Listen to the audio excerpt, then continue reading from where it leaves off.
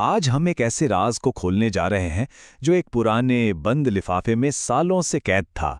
एक ऐसा वादा जो वक्त की धूल में कहीं खो गया था और जब वो सामने आया तो उसने सच और धोखे के बीच की लकीर ही मिटा दी। चलिए इस कहानी में साथ साथ उतरते हैं। तो कहानी की शुरुआत होती है बस इस एक लाइन से। सोचिए, एक ऐसा मैसेज जो सालों तक बस सही या शायद सबसे गलत वक्त का इंतजार कर रहा हो।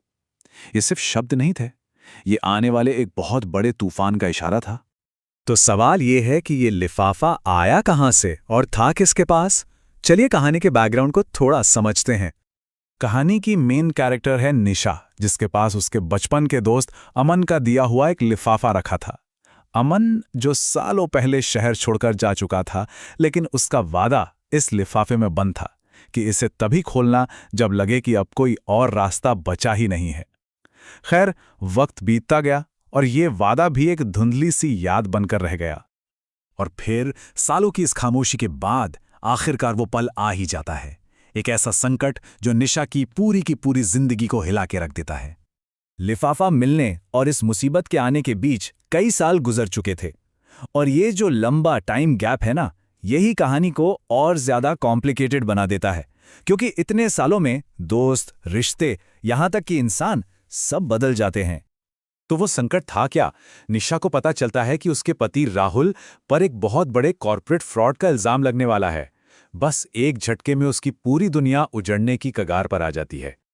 इस घबराहट में उसे अपने पुराने दोस्त अमन की याद आती है। शायद वही उसकी आखिरी उम्मीद था। वो उसे फोन लगाती है, लेकिन फोन की दूसरी तरफ से कोई आवाज नहीं आती।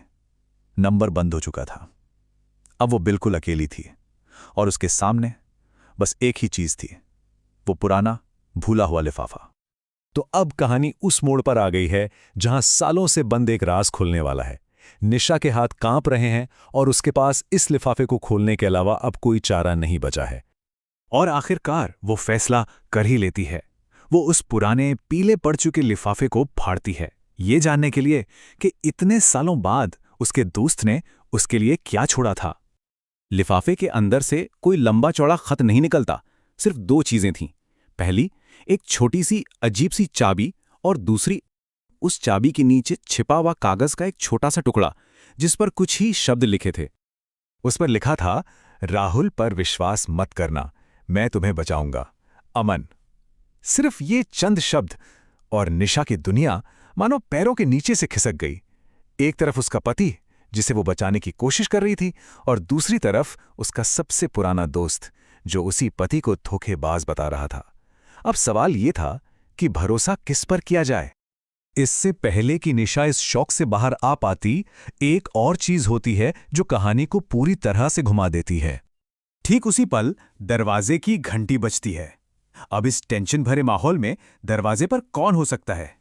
क्या वो राहुल है जो घर वापस आ गया है? लेकिन दरवाजे पर राहुल नहीं था।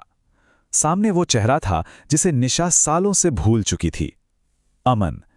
पर वो अकेला नहीं था। उसके बदन पर पुलिस की वर्दी थी। बस उसी एक पल में कहानी का हर समीकरण, हर मतलब, सब कुछ बदल चुका था। तो अब वक्त था पर्दा उठने का। अमन वहां क्यों था? पुलिस की वर्दी में क्या कर रहा था?